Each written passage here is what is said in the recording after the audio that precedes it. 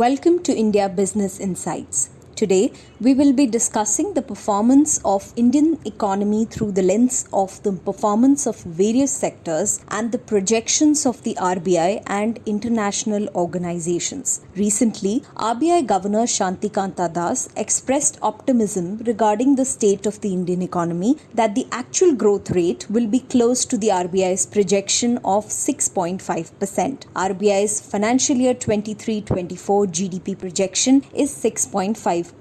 He also mentioned our currency as being the least volatile in the last year. Furthermore, the UN's The World Economic Situation and the Prospects as of mid-2023 report projected growth of 6.7% in 2024. Before we discuss further, like, share and subscribe to our channel and don't forget to press the notification bell. Let's talk about Indian economy's resilience. The pandemic and the Russia-Ukraine war have hampered economic prospects for countries all over the world. It has inched them towards recession. Rising interest rates, weakening of currencies, mounting public debt, and all these factors raising food and fuel prices have introduced uncertainty in the global markets. Regarding public debts, the risks are even higher in the case of developing countries like Somalia, Sri Lanka, Angola, Gabon, and Laos. In comparison, India's debt portfolio is relatively stable because of low currency and interest rate risks according to the Economic Survey of 2022-23.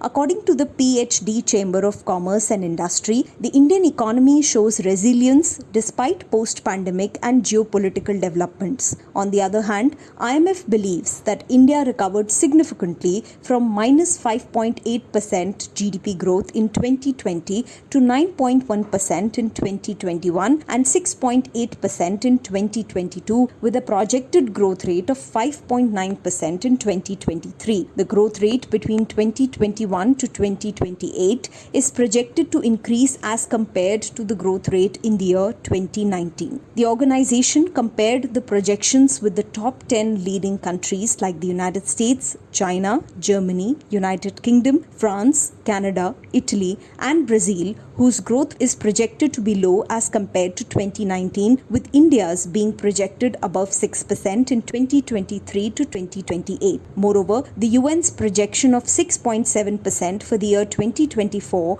is attributed to resilient domestic demand. At the same time, it also cautioned against weak external demand, which would affect investment and exports. Many experts strongly feel that India's unique situation is due to the strengthening of connectivity of global value chains, GVCs, which will improve the supply and reduce the cost of doing business. Example, the pandemic brought to the fore the problems with the global supply chain and heavy reliance on China. India converted this into a major opportunity and is emerging as a global manufacturing hub. Despite this, there is a great need to concentrate on the manufacturing sector as the high cost of borrowings and high prices of raw materials impacted the price-cost margins of the producers. Some measures like reducing the cost of doing business, single window system, and easier compliance will enhance the ease of doing business. Now let's move towards inflation. India's retail inflation was 4.6% in April 2023 as against 5.66% in March 2023 as per Ministry of Statistics data released recently. After falling out of the RBI tolerance band for several months, the retail inflation is within the RBI's 2 to 6% tolerance band for the second consecutive month. Moderate food and fuel prices have been the major drivers behind this figure. The Consumer Food Price Index is 3.84%. RBI, in its last MPC meeting in April 2023, kept interest rates unchanged and has also cut retail inflation projection to 5.2%, flagging climatic conditions and rising uncertainty in international financial markets as future risks. Post the MPC, the inflation has continued to be moderate. There are positive expectations for the Rabi harvest which could ease price pressure, but milk will witness a tight demand-supply balance and fodder cost pressures. Interest rates. The last increase in the policy rates by the RBI Monetary Policy Committee was made in February 2023. These were left unchanged in its MPC meeting of April 2023. So repo rate has been kept unchanged at 6.5%, bank rate at 6.75%, reverse repo rate at 3.35%, marginal standing facility rate at 6.75%. While RBI did not give any guidance about the possibility of future rate cuts, the benchmark 10-year G-Sec yields have come down to below 7% after reaching around 7.23% on 19th April. They were at around 7.47% in March 2023 and hit a high of around 7.62% in June 2022. The current yields are close to the lowest in the last 13 years. Now let's look at industrial production. According to the government data, industrial production grew by 1.1% in March as compared to an increase of 5.6% in February. The manufacturing sector's output increased by 0.5% in March 2023. Mining output rose by 6.8%, while power output declined by 1.6% for the month of March. The production of coal, fertilizers, steel, natural gas and refinery products increased in March 2023 over the corresponding month of last year. However, at the same time, the output of cement, electricity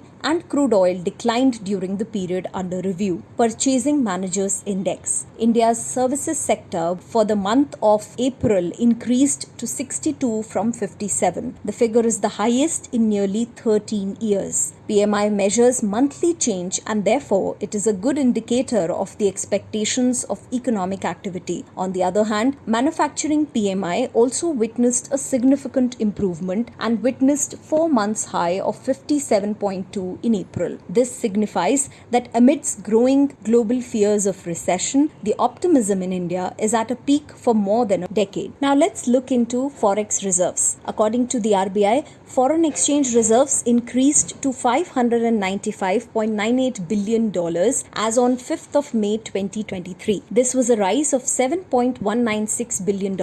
India's Forex Reserves reached a 10-month high of $588.8 billion in the week through April 28. This indicates a recovery from its earlier low witnessed in the month of October. Gold reserves saw a rise of $659 million to $46.315 billion, while the special drawing rights SDRs dipped by $19 million to $18.447 billion.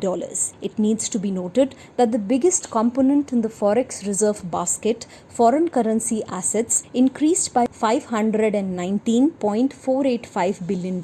Foreign currency assets, which are expressed in dollars, include effect of appreciation or depreciation of non-US currencies like euro, pound and yen held in the Forex Reserves. The increase in the foreign exchange has happened due to sharp increase in services exports, higher remittances and robust inflows from FDIs. Now let's look at the picture of remittances. Remittances from abroad crossed $100 billion mark, which made India the first country in the world to cross that threshold. This indicates sustained and fast-paced transfers to India in the backdrop of a pandemic. India has the largest number of Indians living abroad, which contributes to having an increased share in remittances. Along with this, the easing of pandemic restrictions and resuming of work have significantly improved the situation. Now let's look at unemployment. Unemployment remains one of the gravest concerns in the economy, with the Center for Monitoring Indian Economy (CMIE) quoting it as 7.9% for the April month from 7.8% in March. This is a marginal increase in the rate of unemployment, but the overall position still remains concerning and would significantly impact the health of the economy. Here's a look at some of the high performance indicators. India's air passenger traffic. The pandemic affected this sector, which witnessed a major drop in passenger traffic. The sector has emerged stronger recently,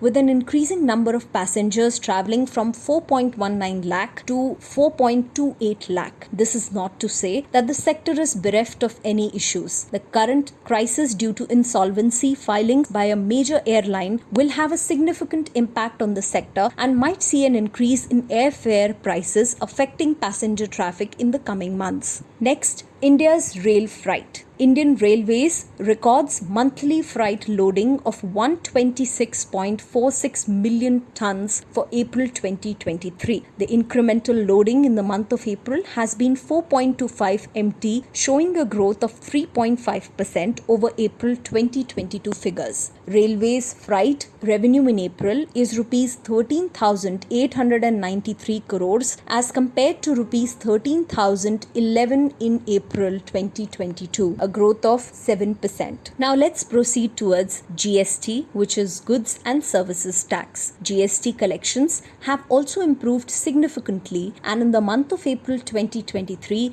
was the highest ever at 1.87 lakh crore rupees. The earlier highest was achieved in April 2022. The chart shows trends in monthly gross GST revenues during the current year. Overall, the above indicators point towards a positive outlook for financial year 2024 despite the looming recession and some nagging segments like retail sales. The Indian economy is showing positive signs and strong resilience to emerge from the global economic upturns. At the same time, there's a lot it has to work, especially in its manufacturing segment, to truly realize its potential. Thanks for watching this. Like, share and subscribe to our channel, and don't forget to press the notification bell so that you stay updated.